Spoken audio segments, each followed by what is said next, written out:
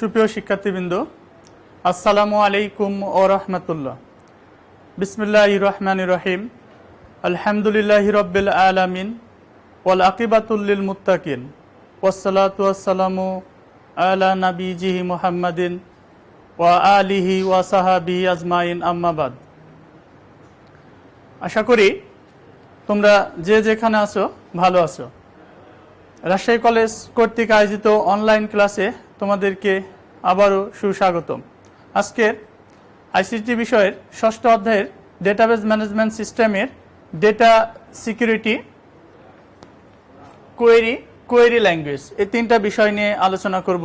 আমরা গত পর্বে ডেটা সিকিউরিটি নিয়ে আসলে আলোচনা করার কথা ছিল, বাট সময়ের স্বল্পতার জন্য আমরা আলোচনা করতে পারিনি। আজকে ডেটা সিকিউরিটি নিয়ে আমরা আলোচনা করব। তো ফার্স্ট চলো আমরা দেখে নিই যে ডেটাবেস সিকিউরিটিটা আসলে কি।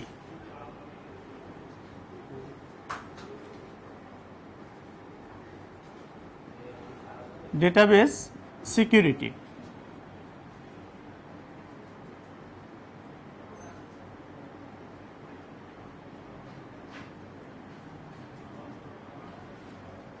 ডেটাবেস সিকিউরিটিটা কি?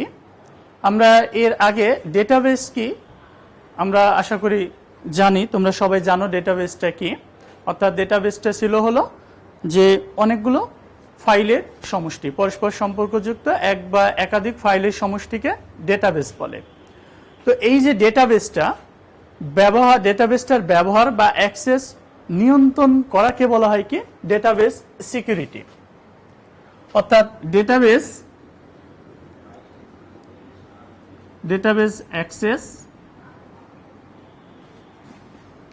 অ্যাক্সেস ও ব্যবহার নিয়ন্ত্রণ করাকে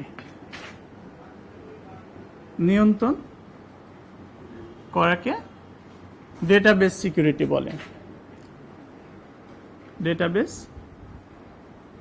সিকিউরিটি বলে। তো ডেটাবেস সিকিউরিটি কয়টা লেভেলে হতে পারে আমরা একটু দেখি। ডেটাবেস সিকিউরিটি দুইটা লেভেলে হতে পারে। এক নম্বর সিস্টেম সিকিউরিটি,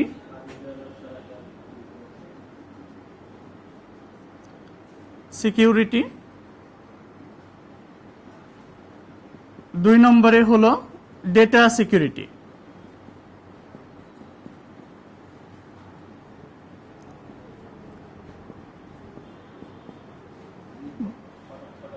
সিস্টেম সিকিউরিটিটা কি? সিস্টেম সিকিউরিটি হলো ডেটাবেস সিস্টেম লেভেলে ডেটাবেস ব্যবহার নিয়ন্ত্রণ করার জন্য যে সিকিউরিটি ব্যবস্থা প্রদান করা হয় তাকে সিস্টেম সিকিউরিটি বলে। সিস্টেম সিকিউরিটির মধ্যে প্রধানত কয়েকটি বিষয় আওতাভুক্ত থাকে। তার মধ্যে হলো যেমন এক নম্বরে ব্যবহারকারী বা ইউজার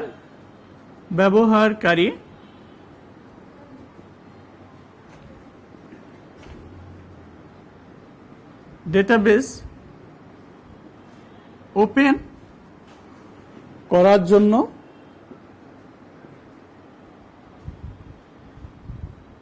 জন্য অথরাইজড কিনা।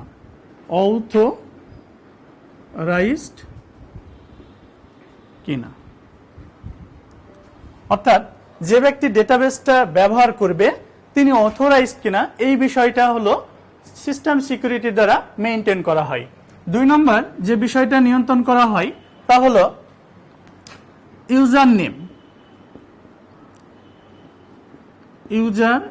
নেম ও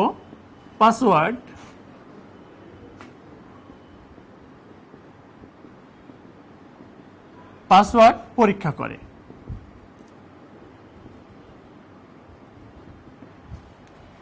তো সিস্টেম সিকিউরিটি যে কাজটা করে কি ইউজার নেম ও পাসওয়ার্ড পরীক্ষা করে। অর্থাৎ আমরা বিভিন্ন ডেটাবেস যখন ব্যবহার করে থাকি তখন অনেক সময় আমরা পাসওয়ার্ড দিয়ে থাকি বা ইউজার নেমটা ব্যবহার করে থাকি।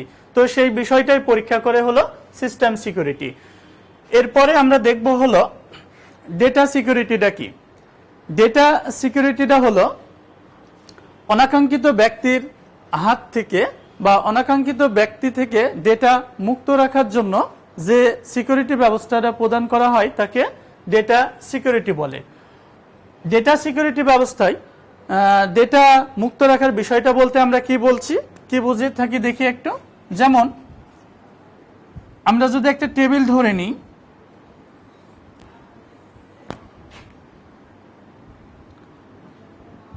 স্টুডেন্ট নামক একটি আমরা টেবিল ধরে নিলাম, টেবিলে আমরা আইডি ধরে নিলাম, নেম, জিপিএ 101, 102, অনিক, হিমেল 5, 4.5। একটা বিষয় হয়তো তোমাদের মনে আছে, যখন আমরা এসএসসি রেজাল্ট দেখেছিলাম তখন আমাদের রোল, রেজিস্ট্রেশন নাম্বার ইত্যাদি সাবমিট করে আমরা যখন সাবমিট করছিলাম তখন তুমি যে জিপেটা অ্যাকোয়ার করছো সেই জিপেটা শো করে। সাপোজ এখানে হিমেল নামক স্টুডেন্টটি জিপিএ অ্যাকোয়ার করছে 4.5। তো এখন দেখো আমরা অনেকে চাইলে তো এরকম করতে পারতাম যে এই 4.5 জিপিএ এর স্থলে আমার সুবিধা মতো আমি একটা জিপিএ চেঞ্জ করে 5 করলাম। তো এই কাজটা আসলে করা যায় না। হ্যাঁ, ডেটাবেজের ক্ষেত্রে আমার রেজাল্ট চাইলে আমি পরিবর্তন করতে পারি না। কেন করতে পারি না? কারণ ওখানে ডেটা সিকিউরিটি ব্যবস্থাটা মেইনটেইন করা আছে, যার ফলে আমরা ডেটাবেজের ক্ষেত্রে আমরা চাইলে এই 4.5টাকে 5 করতে পারবো না। কিন্তু এটা পরিবর্তন করতে কে পারে? যারা এটা মেইনটেইন করে, অর্থাৎ ডেটাবেসটা যে অ্যাডমিন করে সে এইটাকে পরিবর্তন করতে পারে। বাট আমরা সাধারণ যে জনগণ আছি, যারা আমরা ডেটাবেসটা অ্যাক্সেস করে থাকি বা ব্যবহার করে থাকি, তারা কিন্তু আমরা এটা পরিবর্তন করতে পারবো না, কারণ সেখানে ডেটা সিকিউরিটি ব্যবস্থা নিশ্চিত করা আছে। শুধুমাত্র সেই পরিবর্তন করতে পারবে যিনি ডেটাবেসটা অ্যাডমিন করে থাকে, তিনি কেবলমাত্র ওই রেজাল্ট বা জিপিএ 4.5 এর স্থলে 5 লিখতে পারে। এরপরে আমরা দেখব কম্পিউটার সিকিউরিটি।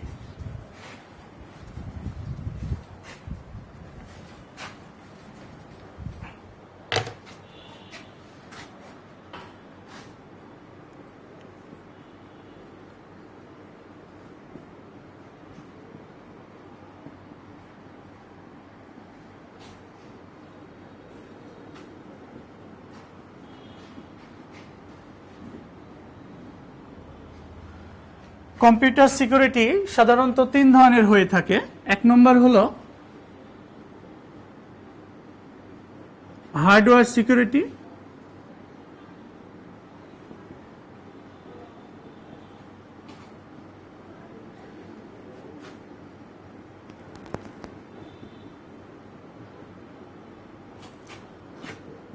দুই নম্বর হলো সফটওয়্যার সিকিউরিটি,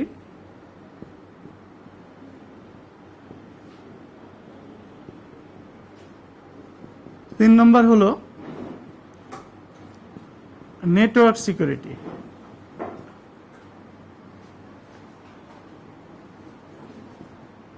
নেটওয়ার্ক সিকিউরিটি তো হার্ডওয়্যার সিকিউরিটিটা, কম্পিউটারের ক্ষেত্রে হার্ডওয়্যার সিকিউরিটিটা কিভাবে মেনটেন করা হয় নিশ্চয়ই তোমরা জানো। হার্ডওয়্যার সিকিউরিটিটা আমরা এরূপে মেনটেন করতে পারি, যেমন পিসি লক্স। পিসি লক্সের মাধ্যমে আমরা একটা হার্ডওয়্যারকে নিয়ন্ত্রণ করতে পারি, সিকিউরিটি মেনটেন করতে পারি। এরপরে হলো কিবোর্ড লক, তারপরে হলো যেমন স্মার্ট লক,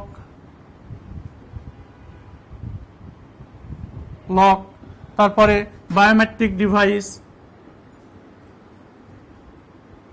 যে বায়োমেট্রিক ডিভাইসগুলো আমরা ব্যবহার করি, এই সকল ডিভাইসগুলোর সাহায্যে আমরা হার্ডওয়্যারের নিরাপত্তা ব্যবস্থাটা মেইনটেইন করতে পারি। এরপরে কি সফটওয়্যার সিকিউরিটি, অর্থাৎ সফটওয়্যার সিকিউরিটিটা ব্যবহার করার জন্য আমরা যেমন কিছু স্বয়ংক্রিয় নাম্বার বা পাসওয়ার্ড বা সিরিয়াল নাম্বার ইত্যাদির মাধ্যমে সফটওয়্যার ব্যবহারটা নিয়ন্ত্রণ করতে পারি। আমরা যদি কোনো সফটওয়্যারের পাসওয়ার্ড দিয়ে রাখি তাহলে ওই পাসওয়ার্ড ছাড়া সফটওয়্যারটা ওপেন করা যাবে না। অর্থাৎ যে পাসওয়ার্ড দিয়ে সফটওয়্যারটাকে সিকিউরিটি ব্যবস্থাটা দেওয়া আছে সেই পাসওয়ার্ডটা ব্যবহার করে সফটওয়্যারটা ওপেন করে ব্যবহার করা যাবে। এইভাবে আমরা বিভিন্ন ধরনের সিরিয়াল নাম্বার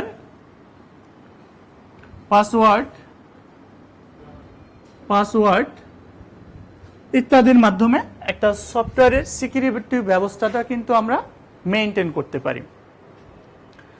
এছাড়া নেটওয়ার্ক সিকিউরিটিটা কি? ডেটা কমিউনিকেশনের ক্ষেত্রে সবচেয়ে যে ইম্পর্টেন্ট বিষয় সেটা হলো নেটওয়ার্ক সিকিউরিটি। কেন এটা বেশি ইম্পর্টেন্ট? কারণ হলো আমরা যখন একটা স্থান থেকে অন্য একটা স্থানে মেসেজ পাঠাই, সেই মেসেজটা যদি অন্য কেউ পড়ে ফেলে তাহলে ডেটার নিরাপত্তাটা রক্ষা হয় না। অর্থাৎ ডেটা যদি অন্যজন পড়ে তাহলে গোপন বিষয়টা জেনে যেতে পারে। এই কারণে নেটওয়ার্ক সিকিউরিটিটা হলো খুবই একটি গুরুত্বপূর্ণ বিষয়। তো নেটওয়ার্ক সিকিউরিটি ব্যবস্থা কিভাবে করা হয়? নেটওয়ার্ক সিকিউরিটি ব্যবস্থার ক্ষেত্রে যেমন বিভিন্ন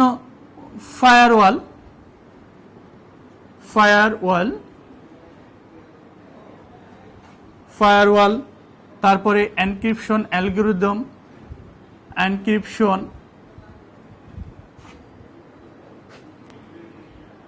অ্যালগোরিদম, তো বিভিন্ন ধরনের সফটওয়্যার আছে যেগুলোকে ফায়ারওয়াল বলে, বিভিন্ন ধরনের অ্যালগোরিদম রয়েছে যেগুলোকে এনক্রিপশন অ্যালগোরিদম বলে। এগুলো ব্যবহার করে আসলে নেটওয়ার্ক সিকিউরিটি ব্যবস্থাটা মেইনটেইন করা যায়।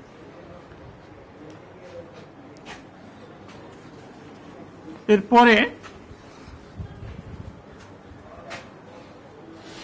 আমরা দেখব ক্রিপ্টোগ্রাফি।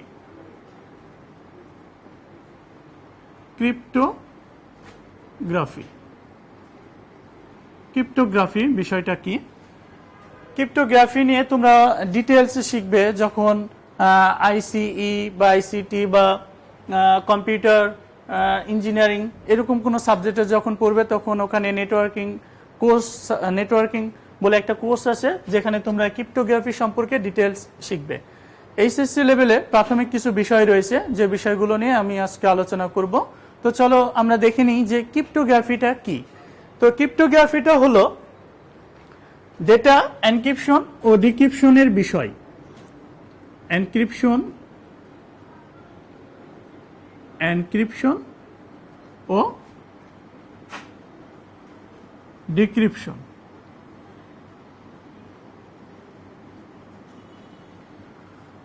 ডেটা এনক্রিপশন ও ডিক্রিপশনের বিষয়কে ক্রিপ্টোগ্রাফি বলে। অর্থাৎ ক্রিপ্টোগ্রাফিতে দুইটা বিষয় নিয়ে আলোচনা করা হয়। এক নম্বর হলো এনক্রিপশন, দুই নম্বর হলো ডিক্রিপশন। এই দুইটা বিষয় নিয়ে আলোচনা করা হয়। তো চলো দেখে নিই যে এনক্রিপশন বিষয়টা আসলে কি।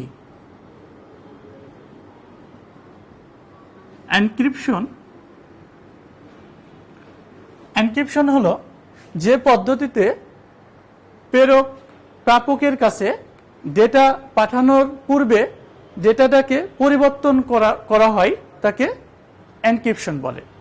অর্থাৎ যে পদ্ধতিতে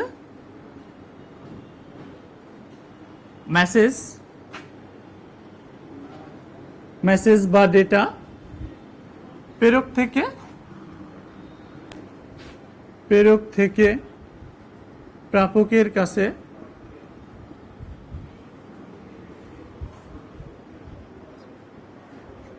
পাঠানোর পূর্বে মেসেজটাকে পরিবর্তন করা হয়।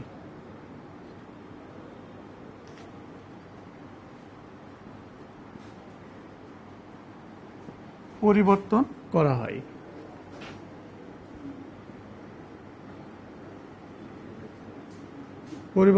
করা হয়।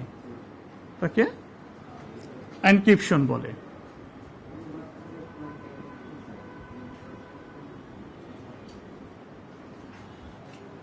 তো ডেটা এনক্রিপশন কাকে বলে? বললাম যে পদ্ধতিতে মেসেজ প্রেরক থেকে প্রাপকের কাছে পাঠানোর পূর্বে ওই মেসেজকে পরিবর্তন করা হয়, তাকে এনক্রিপশন বলে। এখন একটি মনে কোশ্চিন আসতে পারে তোমাদের মনে যে ডেটা এনক্রিপশন কেন করা হয়, প্রয়োজনটা কি আসলে? তো ডেটা এনক্রিপশন এই জন্য করা হয় যাতে থার্ড পার্টি এন্ট্রি করে মেসেজটা পড়ে ফেলতে না পারে। যদি পড়ে ফেলে তাহলে কি হবে, অনেক গোপন তথ্য সে জেনে যেতে পারে। যেমন আমরা একটা বিষয় এরূপে চিন্তা করি, যেমন মনে করি আমরা এটা একটা বাংলাদেশের এরিয়া, তো এটা একটা বাংলাদেশের এরিয়া, তো এটা বাংলাদেশের বর্ডার, এখানে রয়েছে বিভিন্ন ধরনের বাংলাদেশের যারা এই সীমান্ত পাহারা দেয়, যেমন আমরা এখানে বলতে পারি বাংলাদেশের কিছু এখানে আর্মি রয়েছে, আর্মি, তো বা এখানে বিজিবি রয়েছে, পাশে রয়েছে ইন্ডিয়া বর্ডার, এটা হলো ইন্ডিয়া। তো এখন বাংলাদেশের এই আর্মিদের যিনি কমান্ডার রয়েছেন, কমান্ডার রয়েছেন, তিনি একটা মেসেজ দিতে চাচ্ছেন এখানে যারা কর্মরত রয়েছে তাদেরকে ইন্ডিয়াকে অ্যাটাক করতে। তো ইনি একটা মেসেজ আসলে সেন্ড করতে চাচ্ছেন কি, অ্যাটাক ইন ইন্ডিয়া। এই কমান্ডার চাচ্ছেন এখানকার যারা দায়িত্বপ্রাপ্ত রয়েছেন, অর্থাৎ যে সকল সলিডার্স রয়েছে তাদেরকে অ্যাটাক ইন ইন্ডিয়া এই মেসেজটা পাঠাতে। এখন এই মেসেজটা যাওয়ার সময় এই মাঝপথে, অর্থাৎ এখানে যদি কি হয়, এখানে এসে কোনো ইন্ডিয়ার যদি সিআইডি বা গোয়েন্দা বিভাগের সদস্যরা মেসেজটিকে পেয়ে যায়, অর্থাৎ থার্ড পার্টি যদি মেসেজটা পেয়ে যায়, তাহলে কি হবে, ডেটা গোপনীয়তা রক্ষা আর থাকবে না, অর্থাৎ ইন্ডিয়া মেসেজটা পড়ে ফেললে তারা কি হবে, সতর্ক হয়ে যাবে। সতর্ক হলে কি হবে, তারা দেখা যাচ্ছে যে এখানে যারা আক্রমণ করার জন্য অবস্থান করছে তাদেরকে এরা আক্রমণের পূর্বেই ইন্ডিয়ার সেনাবাহিনী এদেরকে আক্রমণ করে দেখা যাচ্ছে যে এদেরকে মেরে ফেলতে পারে। তো এই সমস্যাটা যাতে না হয়, হ্যাঁ, এর জন্য মেসেজটাকে কি করা হয়, এনক্রিপশন করা হয়, অর্থাৎ একটা বিশেষ পদ্ধতি অ্যাপ্লাই করে মেসেজটাকে ভিন্ন একটা মেসেজে রূপান্তর করে পাঠাতে হয়। এর ফলে কি হয়, থার্ড পার্টি যদি মেসেজটা কোনোভাবে পেয়েও যায়, তারপরে সে মেসেজটা কিন্তু রিড করতে পারে না। আর রিড করতে না পারার কারণে আসলে মেসেজটাতে কি লেখা হয়েছে সেটা সে বুঝতে পারে না, যার ফলে তারা সতর্ক হতে পারে না।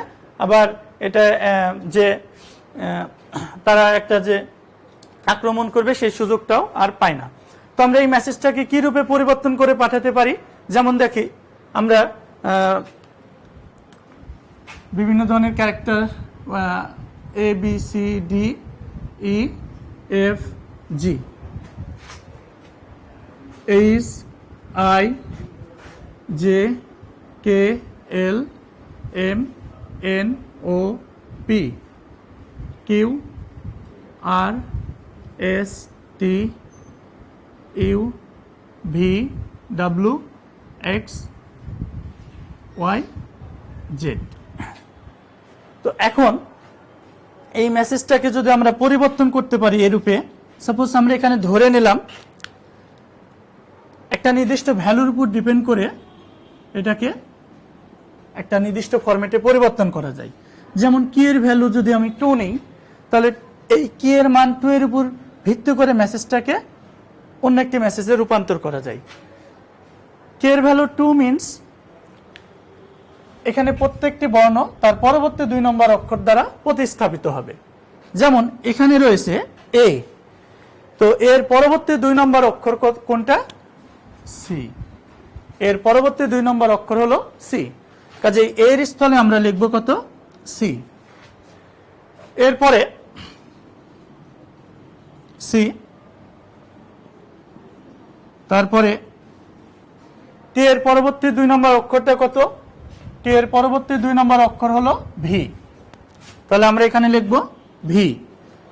এরপরে টি এর পরবর্তী 2 নম্বর অক্ষর হলো ভি। এর পরবর্তী 2 নম্বর অক্ষর হলো সি, সি এর পরবর্তী 2 নম্বর অক্ষর হলো ই, তারপরে কে এর পরবর্তী 2 নম্বর অক্ষর হলো এম, তারপরে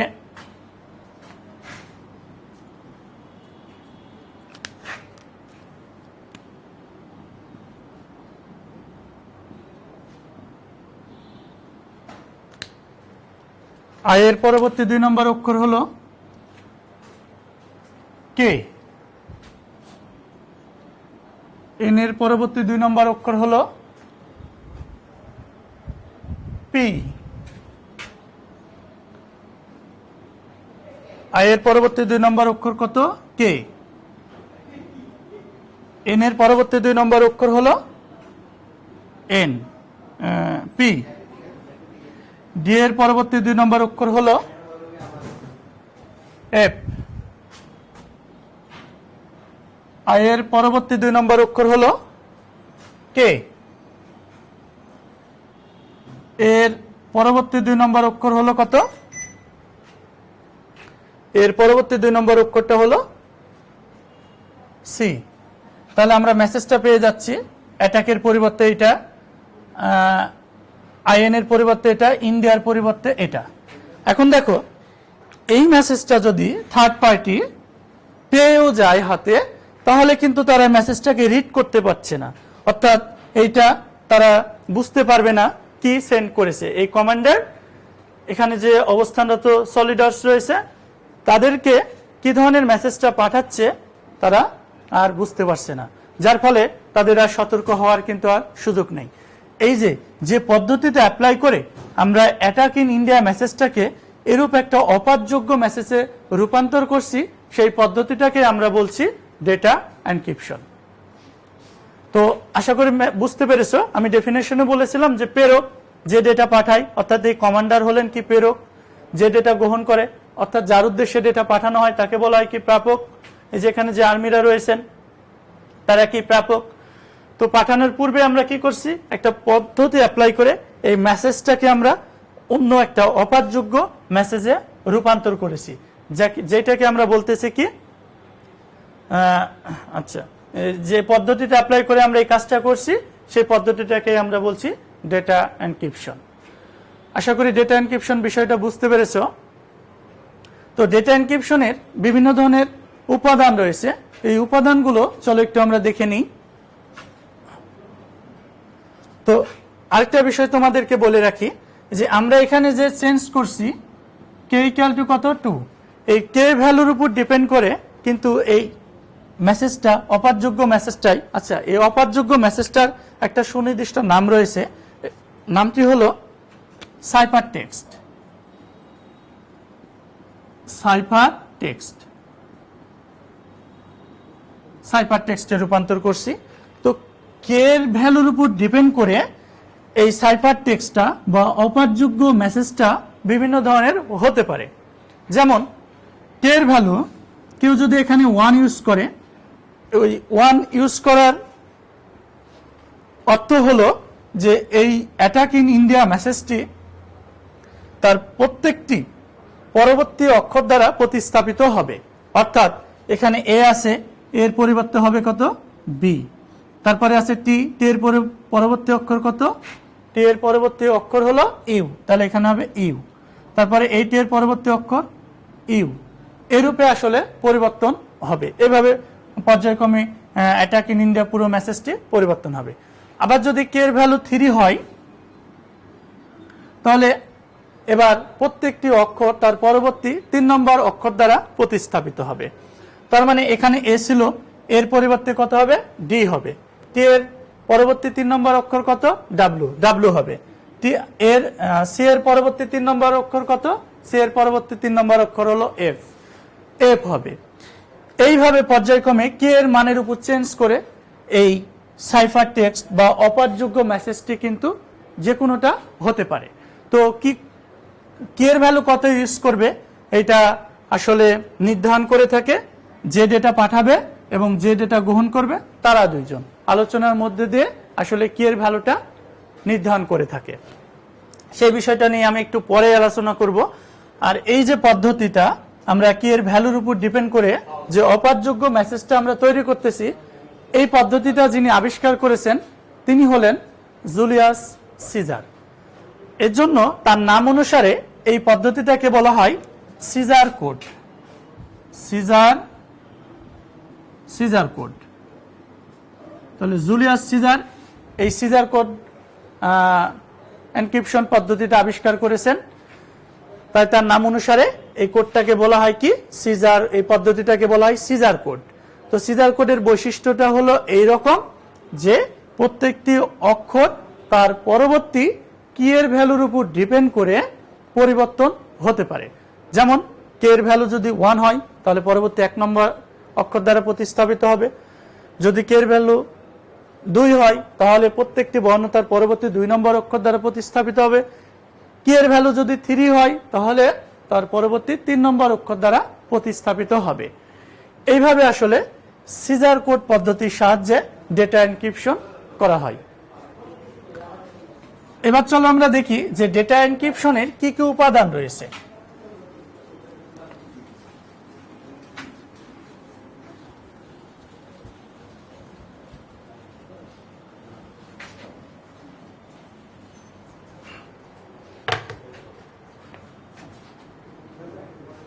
ডেটা এনক্রিপশনের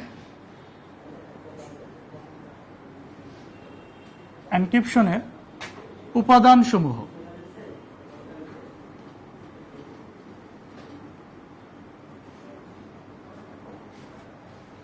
ডেটা এনক্রিপশনের উপাদান সমূহ কি? 1 নম্বরে হলো প্লেন টেক্সট।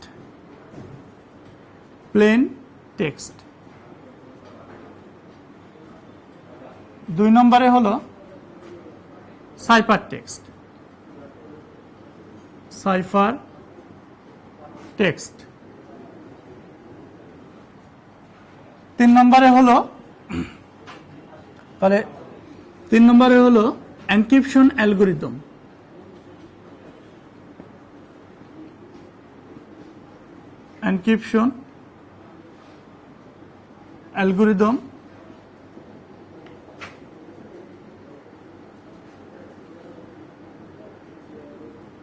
4 নম্বর হলো কি? 5 নম্বর হলো ডিক্রিপশন অ্যালগরিদম।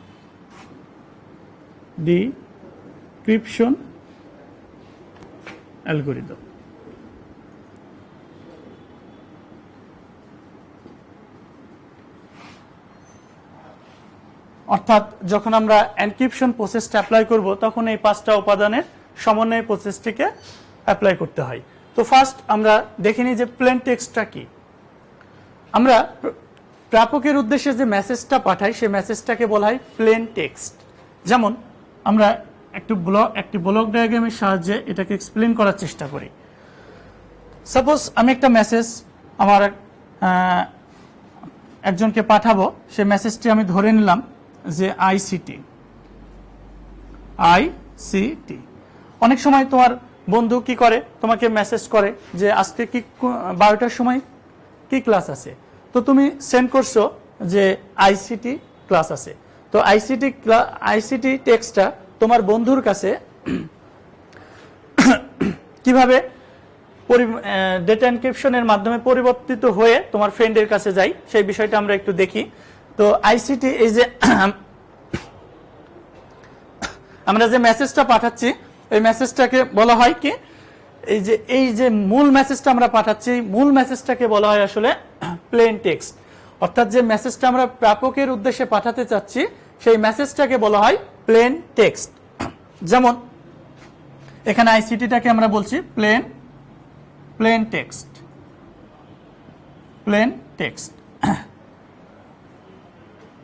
এরপরে সাইফার টেক্সট। তো সাইফার টেক্সটটা কি? সাইফার টেক্সটটা হলো যে এই প্লেন টেক্সটটাকে যে অপাঠযোগ্য মেসেজে আমরা রূপান্তর করছি সেই মেসেজটাকে বলা হয় সাইফার টেক্সট। সাপোজ এখানে আমরা যদি একটা কি ইউজ করি, কি ইকুয়াল টু আমরা 3 ইউজ করি, তাহলে এই আইসিটির জন্য সাইফার টেক্সটে আমরা কোনটি পাবো? আইসিটির জন্য আমরা যে সাইফার টেক্সটটি পাবো তা হলো আই এর পরবর্তী 3 নম্বর অক্ষর হলো এল। একটু লক্ষ্য করো, আই এর পরবর্তী 3 নম্বর অক্ষর হলো কি? জে কে এল। তারপরে সি এর পরবর্তী 3 নম্বর অক্ষর কোনটা? 1 2 3 এফ। তাহলে এখানে হবে কি এফ। এরপরে টি এর পরবর্তী 3 নম্বর অক্ষর কোনটা? ডাব্লু। তাহলে এখানে হবে হলো ডাব্লু। এই যে দেখো, আইসিটি টেক্সটটাকে আমরা একটা অপারযোগ্য মেসেজে রূপান্তর করছি, সেই মেসেজটাকে আমরা বলছি সাইফার টেক্সট। Cipher text. তাহলে প্লেন টেক্সটটাকে আমরা যে মেসেজে রূপান্তর করি সেই মেসেজটাকে বলা হয় সাইফার টেক্সট। পরীক্ষায় জ্ঞানমূলক প্রশ্ন হিসেবে অনেক বেশি আসে, যেমন প্লেন টেক্সট কি, সাইফার টেক্সট কি। আশা করি তোমরা এই বিষয়গুলো পারবে। এরপরে হলো এনক্রিপশন অ্যালগোরিদম। এনক্রিপশন অ্যালগোরিদমটা কি? এনক্রিপশন অ্যালগোরিদম হলো গাণিতিক ফর্মুলা, অর্থাৎ যে ফর্মুলা বা যে সূত্র প্রয়োগ করে প্লেন টেক্সটটাকে সাইফার টেক্সটে রূপান্তর করা হয় তাকে এনক্রিপশন অ্যালগোরিদম বলে। Encryption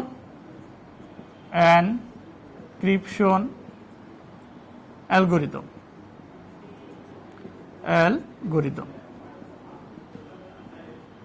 encryption algorithm. তো বিভিন্ন ধরনের এনক্রিপশন অ্যালগোরিদম রয়েছে। এর মধ্যে 1 নম্বর হলো Caesar cipher, Caesar code. Caesar code. 2 নম্বর হলো ডেটা এনক্রিপশন স্ট্যান্ডার্ড, DES। তারপরে IDEA, international data encryption algorithm. DES এর পূর্ণরূপ হলো ডেটা এনক্রিপশন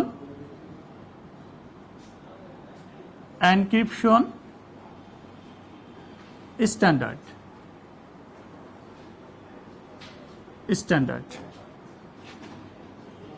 IDE এর পূর্ণরূপ হলো ইন্টারন্যাশনাল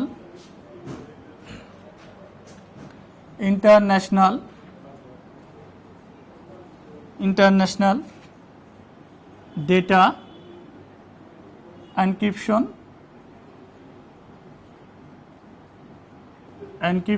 অ্যালগোরিদম।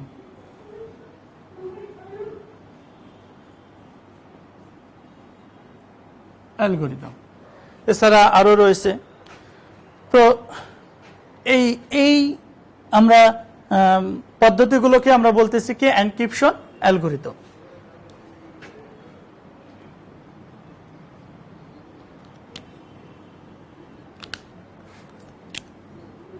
তাহলে ডেটা এনক্রিপশন অ্যালগোরিদম কাকে বলে? যে সূত্র প্রয়োগ করে আমরা কি করি? প্লেন টেক্সটটাকে সাইফার টেক্সটে রূপান্তর করি, তাকে ডেটা এনক্রিপশন অ্যালগোরিদম বলে। বিভিন্ন ধরনের ডেটা এনক্রিপশন অ্যালগোরিদম রয়েছে, যেমন সিজার কোড, DES, IDEA অর্থাৎ ইন্টারন্যাশনাল ডেটা এনক্রিপশন অ্যালগোরিদম। এগুলো তোমরা অনার্স লেভেলে গিয়ে বিস্তারিত শিখবে। এখন আমরা যেটা দেখব সেটা হলো যে কি কাকে বলে। কি হলো একটা গোপন কোড, অর্থাৎ এই যে ভ্যালুর উপর ডিপেন্ড করে আমরা কি করি? প্লেন টেক্সটটাকে সাইফার টেক্সটে রূপান্তর করি, তাকে কি বলে। অর্থাৎ কি হলো এক ধরনের গোপন কোড। যেমন এখানে আমি কি ইকুয়াল টু কত ইউজ করছি? 3। তাহলে এটা এক ধরনের গোপন কোড। এটা কে জানে? প্রেরক জানে, প্রাপক জানে, এরা দুইজন জানে। তো এরপরে আমরা দেখবো হলো ডিক্রিপশন অ্যালগোরিদম। তো দেখো, আমরা এই যে এখানে যে ডেটাটা পাঠাচ্ছে সে হলো কি ট্রান্সমিটার অর্থাৎ প্রেরক, আর যে ডেটাটা গ্রহণ করবে সে হলো কি রিসিভার।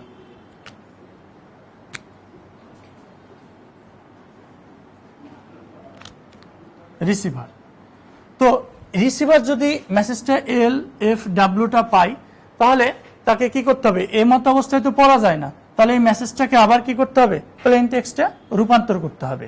তো যে সূত্রের সাহায্যে বা যে গাণিতিক ফর্মুলা ব্যবহার করে এই প্লেন টেক্সট সাইফার টেক্সটটাকে পুনরায় প্লেন টেক্সটে রূপান্তর করা যায় তাকে ডিক্রিপশন অ্যালগরিদম বলে। অর্থাৎ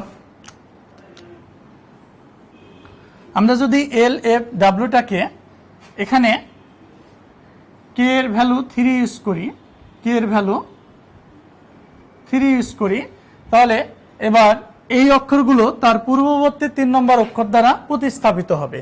তাহলে এল এর পূর্ববর্তী 3 নম্বর অক্ষরটা কত, একটু কাউন্ট করি, কে জে আই, তাহলে কত হবে, আই হবে। এরপরে এফ, এফ এর পূর্ববর্তী 3 নম্বর অক্ষর কোনটা, এফ 1 2 3, তাহলে কত হবে, সি।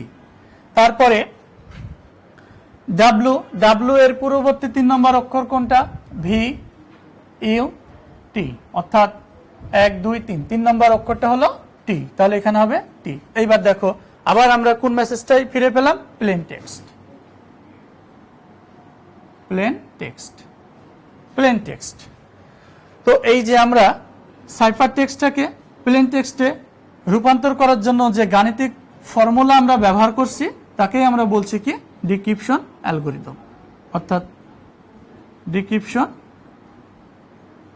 Algorithm, decryption algorithm. তো আমরা যে সূত্র ব্যবহার করে এনক্রিপশন করতে পারি সেই সূত্রেরই আবার ডিক্রিপশন অ্যালগরিদম থাকে, সেগুলো অ্যাপ্লাই করে কিন্তু আমরা এই সাইফার টেক্সটটাকে প্লেন টেক্সটে রূপান্তর করতে পারি।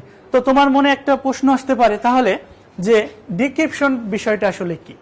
ডিক্রিপশন হলো প্লেন সাইফার টেক্সটটাকে প্লেন টেক্সটে রূপান্তর করা, মানে অপাঠযোগ্য মেসেজটাকে পাঠযোগ্য মেসেজে রূপান্তর করাকে ডিক্রিপশন বলে। তাহলে এনক্রিপশনটাকে আমরা যদি আরেকবার রিভিউ করি তাহলে এরূপে বলতে পারি যে এনক্রিপশনটা কি, এনক্রিপশন হলো যে পদ্ধতিতে প্রেরক প্রাপকের কাছে কোনো মেসেজ পাঠানোর পূর্বে মেসেজটাকে পরিবর্তন করে তাকে ডেটা এনক্রিপশন বলে। আবার আমরা খুব সহজে কিন্তু এভাবে বলতে পারি যে পদ্ধতিতে প্লেন টেক্সটটাকে সাইফার টেক্সটে রূপান্তর করা হয় তাকে ডেটা এনক্রিপশন বলে। আর যে সূত্রের সাহায্যে ডেটা প্লেন টেক্সটটাকে সাইফার টেক্সটে রূপান্তর করা হয় তাকে এনক্রিপশন অ্যালগরিদম বলে। আচ্ছা, ডিক্রিপশনটা কি তাহলে? ডিক্রিপশন হলো এই যে সাইফার টেক্সটটাকে প্লেন টেক্সটে রূপান্তর করার পদ্ধতিকে ডিক্রিপশন বলে, অর্থাৎ অপাঠযোগ্য মেসেজটাকে পাঠযোগ্য মেসেজে রূপান্তর করাকে ডিক্রিপশন বলে। আর যে গাণিতিক ফর্মুলা ব্যবহার করে আমরা কি করি, সাইফার টেক্সটটাকে প্লেন টেক্সটে রূপান্তর করি তাকে ডিক্রিপশন অ্যালগরিদম বলে। আশা করি তোমরা বুঝতে পেরেছো। এরপরে আমরা যেটা দেখব তা হলো এনক্রিপশনের প্রকারভেদ।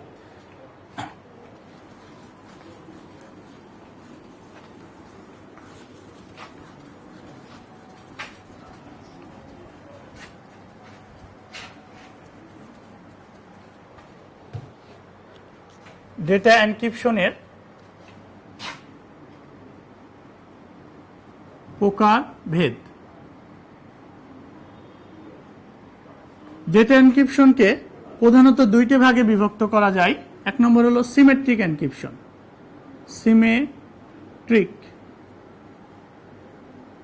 Symmetric encryption.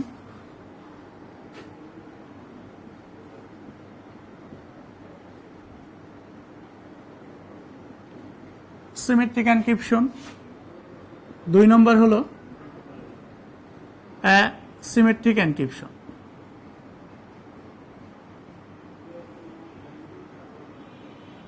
Asymmetric encryption. তো সিমেট্রিক এনক্রিপশনটা কি সেই বিষয়টা নিয়ে একটু আলোচনা করি।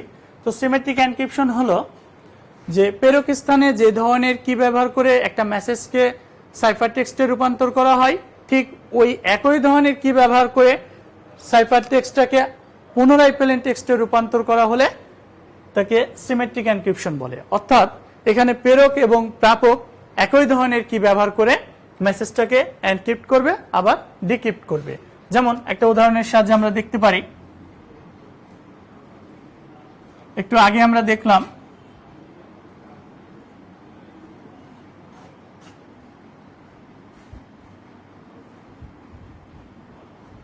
আমরা একটা মেসেজ যদি এরকম পাঠাই, যেমন সরি,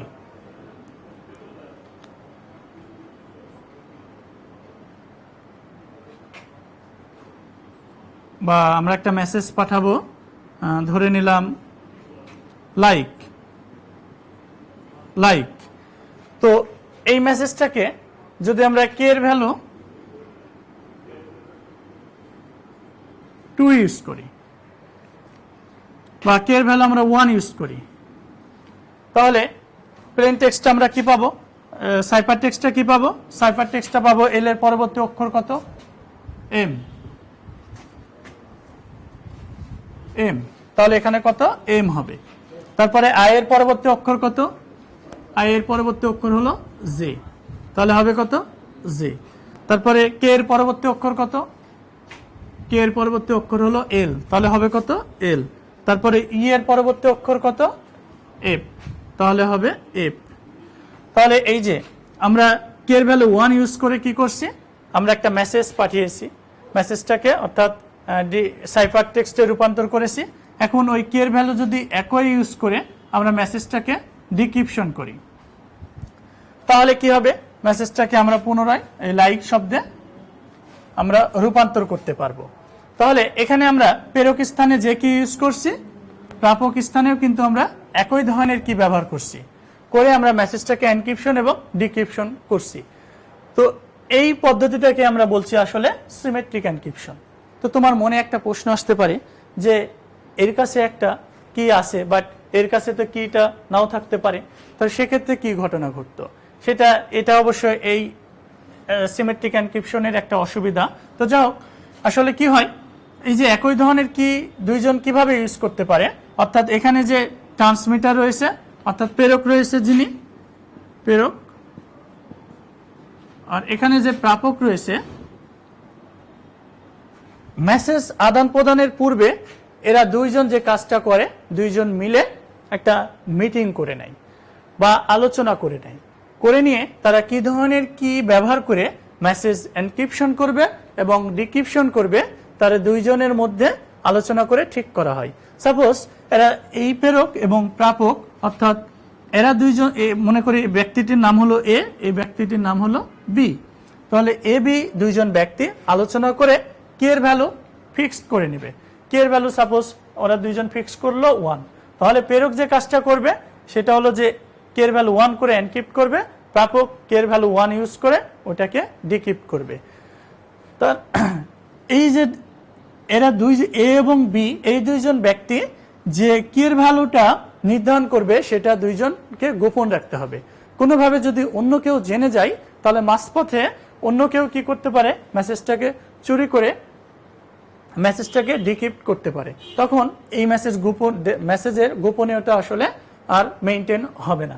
এই কারণে এরা দুইজনকে কি করতে হবে, মেসেজটাকে এই কে এর ভ্যালুটাকে গোপন রাখতে হবে। এখন তোমাদের মনে একটা কোশ্চেন আসতে পারে, স্যার আপনি বললেন যে এদের দুইজনকে আলোচনা করে কে এর ভ্যালুটা নির্ধারণ করতে হবে, কিন্তু আলোচনা যদি সম্ভব না হয় সেক্ষেত্রে আমরা কি করব? যদি আলোচনা করা সম্ভব নয় অথচ আমার একটা মেসেজ তার কাছে পাঠানো দরকার, আমার বন্ধুর কাছে বা এর একটা মেসেজ বি এর কাছে পাঠানোর দরকার, বাট আলোচনার কোনো সুযোগ নেই। এখন যেমন আমরা এমন একটা পরিবেশে আসলে অবস্থান করছি যখন কোনো ব্যক্তির সাথে আসলে আমরা ডিরেক্টলি আলোচনায় বসতে পারছি না। তো এই মতো অবস্থায় আসলে কিভাবে মেসেজ আদান প্রদান করা সম্ভব? এই অসুবিধাটা দূর করার জন্য আসলে আবিষ্কার করা হয়েছে কি, অ্যাসিমেট্রিক এনক্রিপশন। তো অ্যাসিমেট্রিক এনক্রিপশনটা কি? অ্যাসিমেট্রিক এনক্রিপশন হলো প্রেরক স্থানে এক ধরনের কি ব্যবহার করা হয় এবং প্রাপক স্থানে অন্য আরেক ধরনের কি ব্যবহার করা হয়। অর্থাৎ প্রেরক যে কি ব্যবহার করে ডেটা পাঠাবে, প্রাপক অন্য একটা কি ব্যবহার করে মেসেজটাকে ডিক্রিপ্ট করবে। তো এই কাজটা করা, এই পদ্ধতিটাকে আমরা বলছি কি, অ্যাসিমেট্রিক এনক্রিপশন। প্রেরক যদি এক ধরনের কি ব্যবহার করে, প্রাপক যদি অন্য আরেক ধরনের কি ব্যবহার করে মেসেজ ডিক্রিপ্ট করে, তখন তাকে আমরা বলি অ্যাসিমেট্রিক এনক্রিপশন। তো বিষয়টা কেমন হতে পারে একটু দেখি। এই অ্যাসিমেট্রিক এনক্রিপশনের ক্ষেত্রে প্রধানত দুই ধরনের কি থাকে। কয় ধরনের? দুই ধরনের, একটি থাকে প্রাইভেট কি, দুই নম্বরে থাকে হলো পাবলিক কি। আবার বি স্থানেও দুইটা কি থাকে, একটা হলো প্রাইভেট কি, দুই নম্বরে হলো পাবলিক কি।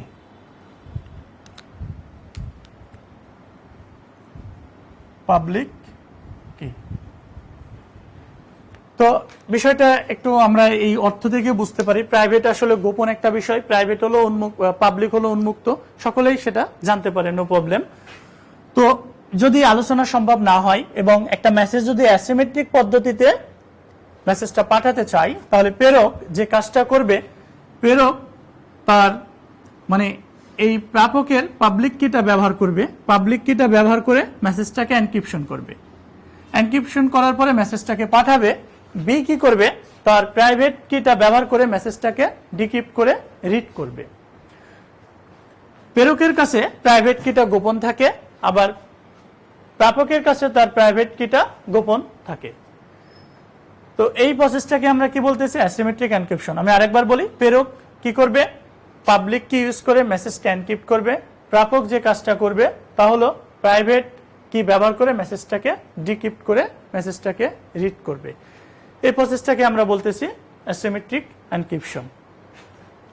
তো আমরা ক্রিপ্টোগ্রাফির ডেফিনেশনে আসলে বলেছিলাম কি, যে ক্রিপ্টোগ্রাফি হলো এনক্রিপশন ও ডিক্রিপশন করার বিষয়, অর্থাৎ যে বিষয়ে এনক্রিপশন ও ডিক্রিপশন নিয়ে আলোচনা করা হয় তাকে ক্রিপ্টোগ্রাফি বলে। তো আমরা এতক্ষণে যেটা দেখলাম তা হলো ডেটা এনক্রিপশন। মাঝখানে আমি ডিক্রিপশন বিষয়টা নিয়ে বলেছি যে ডিক্রিপশনটা হলো কি, একটি মূল মেসেজকে সাইফার টেক্সটে রূপান্তর করি। তো সাইফার টেক্সটটাকে যদি আবার আমরা মূল মেসেজ বা প্লেন টেক্সটে রূপান্তর করি, তখন তাকে আমরা ডিক্রিপশন বলি।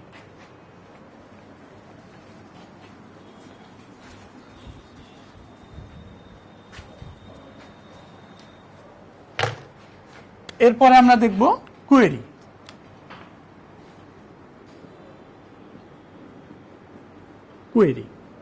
তো কোয়েরি শব্দের অর্থ আমরা অবশ্যই জানি, তোমরা সবাই জানো যে কোয়েরি শব্দের অর্থটা কি। কোয়েরি শব্দের অর্থ হলো অনুসন্ধান করা। কোয়েরি শব্দের অর্থ অনুসন্ধান করা, আমরা আরো সহজ করে যদি বলি, কোয়েরি শব্দের অর্থ হলো খোঁজা। কোনো বিষয় খুঁজে বের করাকে আসলে কোয়েরি বলে। তো ডেটাবেজের ক্ষেত্রে কোয়েরিটা কি, সেই বিষয়টা আমরা একটু দেখি। আমরা একটা টেবিল ধরে নিই, স্টুডেন্ট নামক একটি টেবিল। এই টেবিলের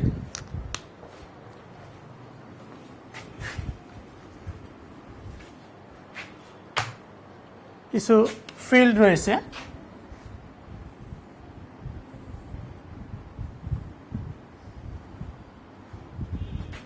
যেমন student ID, student name, S, ধরে নি রোল নেম, এস, 101, 102, 103, নেম অনিক, হিমেল, তারপরে জীবন, এস 15, 17, 19। তাহলে এই টেবিলের ক্ষেত্রে সাপোজ যদি আমরা শুধু নেম ফিল্ডটাকে কোয়েরি করি, তাহলে আমরা শুধু নেমগুলো দেখব। এই টেবিলের আমরা কি দেখব, নেম দেখব। তাহলে আমরা যদি এভাবে নেমগুলো খুঁজে বের করতে পারি, নেম অনিক, হিমেল, জীবন, এই যে কাজটা আমরা করলাম, এই কাজটা করাকে আমরা বলছি কোয়েরি। অর্থাৎ এই টেবিলের ক্ষেত্রে আমরা শুধু নেম ফিল্ডটাকে খুঁজে বের করছি বা অনুসন্ধান করছি, এর জন্য এই কাজটা করাকে আমরা বলছি কোয়েরি। তো আমরা ডেটাবেজের ক্ষেত্রে কাজটা কিভাবে করতে পারি, আমরা ডে বাই ডে বিষয়টা নিয়ে আলোচনা করব। তবে এই কাজটা করতে পারি আমরা এইভাবে, যেমন সিলেক্ট নেম ফ্রম স্টুডেন্ট। অর্থাৎ এটা একটা ডেটাবেস ম্যানেজমেন্ট সিস্টেম সফটওয়্যারের সাহায্যে আমরা এই লাইনটা লিখেছি। Database management system software SQL এর স্টেটমেন্টের সাহায্যে আমরা এই কোয়েরিটা চালিয়েছি। তো এই কোয়েরির সাহায্যে আমরা যদি এই কোয়েরিটা চালাই তাহলে আমরা আউটপুটটা এইটা পাই। আমরা এই কোয়েরিটা চালিয়েছি আসলে স্টুডেন্ট টেবিলের উপরে, তাই আমরা আউটপুটটা এই শুধু নেম অপশনটা পেয়েছি। তো এটা কিভাবে হলো আমরা ডে বাই ডে আলোচনা করব। তো আমরা যে ফিল্ড দেখতে চাইছি সিলেক্টের পরে সেই ফিল্ডের নামটা রাখতে হয়, তারপরে যে টেবিল থেকে আমরা দেখব সেই টেবিলের নেমটা ফর্মের পরে রাখতে হয়। এর জন্য আমরা সিলেক্টের পরে কি করছি, নেম লিখছি, ফর্ম, তারপরে স্টুডেন্ট। আমরা যদি এর সাথে এস ফিল্ডটাও দেখতে চাইতাম তাহলে আমরা এখানে লিখতাম নেম কমা এস, তাহলে আমাদের কোয়েরিটা হতো এরকম, এখানে এস সহ চলে আসতো, এস 15, 17, 19। বা তাহলে কোয়েরি কি, ডেটাবেস থেকে এক বা একাধিক রেকর্ড খুঁজে বের করা বা ডেটার মান পরিবর্তন করা ইত্যাদি কাজগুলো করাকে আমরা বলছি কি কোয়েরি। সহজ কথায় কোনো অনুসন্ধান চালানোটাকে বলা হয় কোয়েরি। তো কোয়েরি বিভিন্ন ধরনের হতে পারে। এক নম্বর হলো সিলেক্ট কোয়েরি, সিলেক্ট কোয়েরি। দুই নম্বর হলো cross tab query, cross tab query. তিন নম্বর হলো parameter query, parameter query.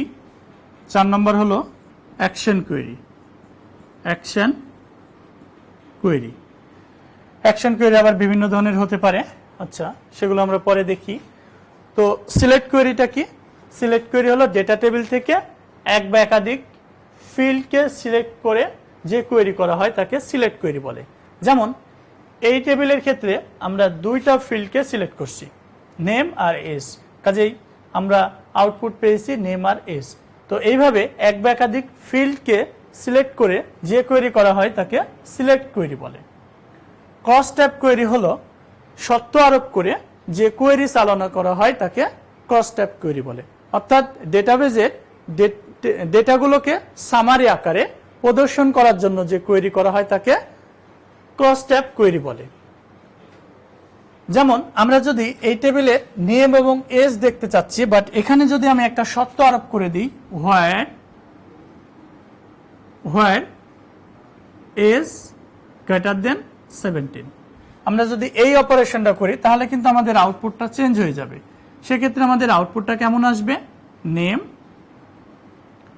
Age, কার এজ 17 এর বড়, জীবনের, কাজে আউটপুট আসবে হলো জীবন, এজ হলো 19। তাহলে এই যে একটা ডেটা টেবিল থেকে কোয়েরিকৃত ডেটাকে আমরা যদি সামারি আকারে প্রেজেন্টেশন করতে চাই বা উপস্থাপন করতে চাই তাহলে আমরা যে কোয়েরিটা চালাই তাকে আমরা বলছি সিলেক্ট কোয়েরি। এরপরে আমরা দেখব হলো প্যারামিটার কোয়েরি, অর্থাৎ বিভিন্ন যে আমরা ডায়ালগ বক্সগুলো ব্যবহার করি, এই ডায়ালগ বক্সে বিভিন্ন ধরনের প্যারামিটার বা তথ্য পূরণ করে যে কোয়েরি চালনা করা হয় তাকে প্যারামিটার কোয়েরি বলে। অ্যাকশন কোয়েরি হলো যে কোয়েরির সাহায্যে ডেটাবেজের ডেটার মান পরিবর্তন করা হয় তাকে অ্যাকশন কোয়েরি বলে। তো অ্যাকশন কোয়েরি আবার চার ধরনের হতে পারে। এক হলো আপডেট ইনসার্ট কোয়েরি, বা এটাকে আমরা অ্যাপেন্ড কোয়েরি বলি, অ্যাপেন্ড কোয়েরি। দুই নম্বর হলো আপডেট কোয়েরি, আপডেট কোয়েরি। তিন নম্বর হলো ডিলেট কোয়েরি। চার নম্বর হলো make table query, make table query. তো অ্যাপেন্ড কোয়েরি কি, অ্যাপেন্ড কোয়েরি হলো ডেটা টেবিলে নতুন করে রেকর্ড সংযোজনের জন্য যে কোয়েরি চালনা করা হয় তাকে অ্যাপেন্ড কোয়েরি বলে। যেমন এখানে এই স্টুডেন্ট নামক টেবিলে আমাদের 3টা রেকর্ড রয়েছে। এখন নতুন করে যদি আমি একটা রেকর্ড সংযোজন করতে চাই, রেকর্ডটি যথাক্রমে যদি ভ্যালুগুলো এরকম হয় 104, পারভেজ এজ হলো 18, তাহলে এইভাবে ডেটা টেবিলে নতুন করে রেকর্ড সংযোজনের জন্য যে কোয়েরি চালনা করা হয় তাকে অ্যাপেন্ড কোয়েরি বলে। আপডেট কোয়েরি হলো ডেটার মান পরিবর্তন করার জন্য যে কোয়েরি করা হয় তাকে আপডেট কোয়েরি বলে। যেমন আমি এই যে 101 আইডির এস 15 এর পরিবর্তে যদি আমি 20 করি, তাহলে এই কাজটা করার জন্য যে কোয়েরি করা হয় তাকে বলা হয় আপডেট কোয়েরি। আসলে এগুলো প্র্যাকটিক্যালি করলে ভালো বোঝা যায়। তোমাদের ইনশাল্লাহ কলেজে যদি পুনরায় কলেজে ক্লাস শুরু হয়, তাহলে আমরা আইসিটি ল্যাবে গিয়ে এই বিষয়গুলো প্র্যাকটিক্যালি তোমাদেরকে শেখানো হবে এবং করানো হবে, তখন তোমরা বিষয়গুলো আরো ভালোভাবে শিখবে। এখন আমরা আসলে বিষয়গুলো একটু থিওরিটিক্যালি ভাবে শিখছি, আসলে সময় স্বল্পতার জন্য বা আমাদের পরিবেশ যে কোভিড-19 পরিবেশের কারণে আমরা এখানে এরকম ভাবে শিখছি থিওরি ভাবে। পরবর্তীতে আমরা এটাকে প্র্যাকটিক্যালি ল্যাবে শিখবো ইনশাল্লাহ। এরপরে হলো ডিলিট কোয়েরি। ডেটাবেজের কোনো একটি রেকর্ডকে যদি আমরা ডিলিট করতে চাই, তাহলে যে কোয়েরি চালনা করা হয় তাকে ডিলিট কোয়েরি বলে। যেমন যদি আমরা এই 104 রেকর্ডটাকে আমরা ডিলিট করতে চাই, তাহলে এই কাজটা করার জন্য যে কোয়েরি করা হয় তাকে বলা হয় ডিলিট কোয়েরি। এরপরে হলো make table query. Make table query হলো কোনো কোয়েরিকৃত কোনো ডেটা টেবিল থেকে ডেটা নিয়ে অন্য কোনো টেবিলে সংযোজন করে যে নতুন একটি টেবিল তৈরি করা হয় তাকে মেক টেবিল কোয়েরি বলে। অর্থাৎ আমরা একটা টেবিল থেকে কোয়েরি করব, কোয়েরি করে কিছু ডেটা নেব, নিয়ে অন্য একটা টেবিলে সংযোজন করে নতুন একটা টেবিল তৈরি করার জন্য যে কোয়েরিটা আমরা ব্যবহার করি তাকে মেক টেবিল কোয়েরি বলি। তো আজকে আমরা যে বিষয়গুলো দেখলাম তা হলো কি ডেটা সিকিউরিটি এবং কোয়েরি। তো সময় স্বল্পতার জন্য আমরা কোয়েরি ল্যাঙ্গুয়েজটা নিয়ে আলোচনা করতে পারলাম না। আগামী ক্লাসে ইনশাল্লাহ আমরা কোয়েরি ল্যাঙ্গুয়েজ নিয়ে আলোচনা করব। তো এ পর্যন্ত আজকে যে আমরা বিষয় নিয়ে আলোচনা করলাম, যেমন ডেটা সিকিউরিটি এবং কোয়েরি, খুবই ইম্পর্টেন্ট দুইটা বিষয় নিয়ে আলোচনা করলাম। তো এই দুইটা বিষয় নিয়ে যদি তোমাদের কোনো প্রবলেম হয়, তাহলে তোমরা কমেন্টের মাধ্যমে জানিয়ে দিবা, তাহলে আমরা নেক্সট ক্লাসে ওই প্রবলেমটা নিয়ে আমরা আলোচনা করব ইনশাল্লাহ। তো সবাই ভালো থাকো, সুস্থ থাকো, এ কামনায় আজকের ক্লাস এ পর্যন্তই। আসসালামু আলাইকুম ওয়া রাহমাতুল্লাহ।